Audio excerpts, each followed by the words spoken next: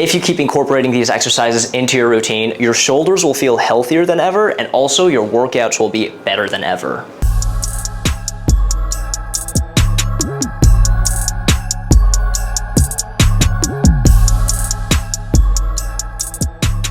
What's going on, guys? Jason here, student physical therapist and owner of the Calisthenics Project, and welcome back to another video. Today I'm going to be talking about the rotator cuff. What is the rotator cuff, how to actually strengthen your rotator cuff, and I'll also be talking about an exercise that a lot of people seem to do at the gym thinking they're training their rotator cuffs, but it's actually not doing that at all. So before we get into that, let's briefly go over what exactly is the rotator cuff. You hear it a lot and people always say, oh, train your rotator cuffs to prevent injury, but most people don't even actually know what it is. So I'm going to explain it to you guys in a very simple manner. Your rotator cuff is made up of 4 muscles: your supraspinatus, infraspinatus, teres minor, and subscapularis. These 4 muscles is what makes up the rotator cuff. And these muscles have multiple different responsibilities. The main responsibility of your rotator cuff is to keep your shoulder joint stable. It keeps the humerus, which is the arm bone, locked in to your scapula, creating good stability so that your shoulder doesn't dislocate. That is the main function of all 4 of those muscles combined. Now, each one of those muscles has a distinct action that it performs. So your infraspinatus and your teres minor both contribute to a movement called external rotation. Those 2 muscles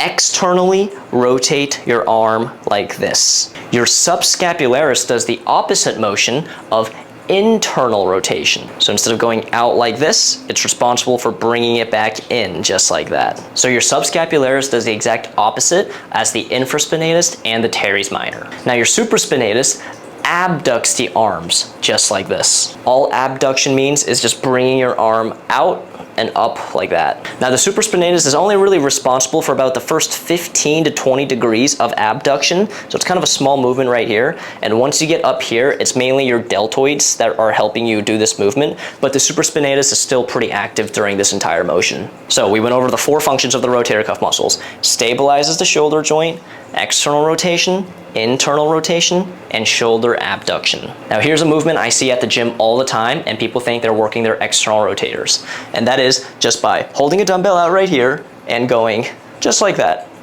over and over again, rotating out and in, out and in. Now for some of you guys hearing that, you guys might think that makes sense because I literally just said that the rotator cuff muscles externally and internally rotate, but here's the problem. Gravity pulls you down, and this weight is also pulling you down.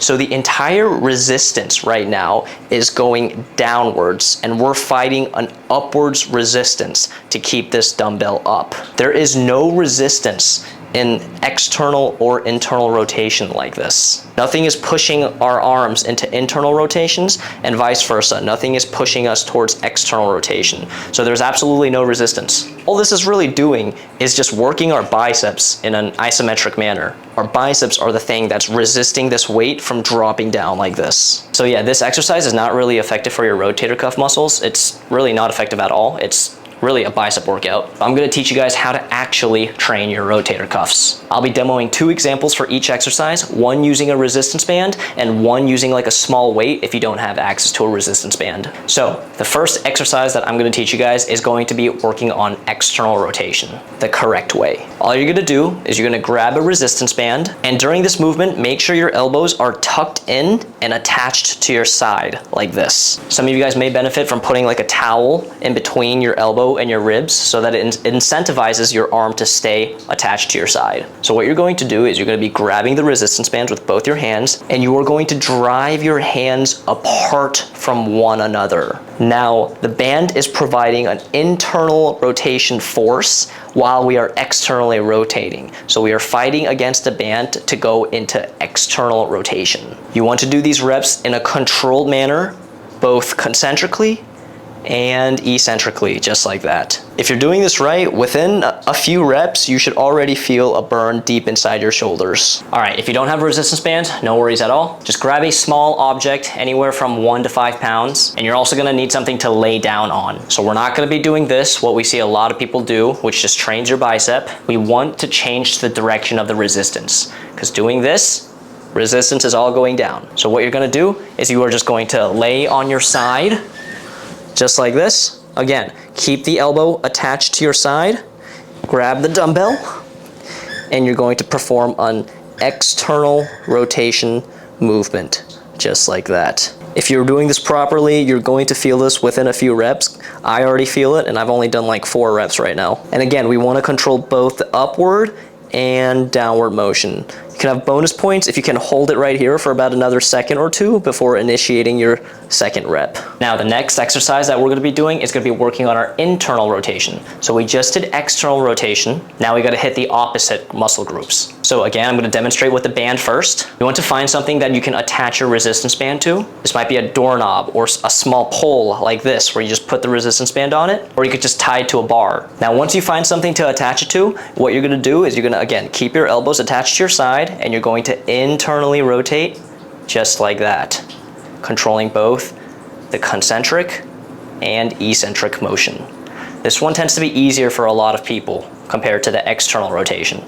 So again, internally rotate, slow and controlled, just like that. So now let's do internal rotation without a resistance band and just a lightweight. This one is a little bit awkward to perform, I will warn you, but sometimes we just have to do the best with our setting and what we have. So this time we're gonna be laying on our side that we're going to be training. So if I am training my left side, just like this, I want to make sure the dumbbell is hanging off the edge of the table, and I'm going to bring the movement inward, just like this, performing an internal rotation movement, controlling both the upward and downward motion. Like I said, it's not the most optimal movement. Internal rotation is a little bit tricky without resistance bands or like cables. But like I said, we're doing the best with what we have. Now finally, we're gonna be targeting our supraspinatus, which is responsible for abducting the arm just like this. So again, first with the resistance band, what you're gonna do is you're just gonna step on the resistance band just like this, grab onto one end just like that, and you're just going to simply basically do a lateral raise with the resistance band, just like that. Keep your thumbs pointed up, and then go up to about 90 degrees, and then come back down. Make sure you start off with a very light resistance band, because this could be a little bit difficult for you. Lateral raises are a very hard movement in general to begin with, and the wider you step on this resistance band, the more resistance it's gonna provide. So if it's too hard, try stepping very, very narrow to put the band on slack, and then try the movement just like that. And this way you are targeting your supraspinatus, and also this is working your lateral delts as well. Now to do this with dumbbells, it's the exact same concept. You're just gonna grab the dumbbells, put it at your side, and then bring it out just like that, and then come back in. Bring it out. Control both up and the downward motions. Start the weight very, very light, like I said, because this is a hard movement for most people. All right, guys, so there you have it. With those exercises, you are targeting all of your rotator cuff muscles. And on top of that, as a bonus, doing some sort of plank variation is also good for your shoulder stability. So if you combine all those exercises and also do some plank work, your shoulders and rotator cuff will be a lot stronger. Remember, these exercises are meant to be with light weight. We're not doing this with the heaviest weight possible. Pick a weight that you can comfortably do 3 sets of 10 to 12 repetitions, and then make very, very small jumps in reps and weight increases. That's it for this video, guys. If you guys enjoyed this video, hit that thumbs up and subscribe. It helps my channel out greatly. And if you guys want my beginner's training plan that helps you learn how to do push-ups, bodyweight rows, and squats, check out my beginner's guide for 50% off for a limited time. Link is in the description below. Make sure to follow me on Instagram at The Calisthenics Project for more calisthenics tips, and hope you guys have a great day. See you guys in my next video. Peace.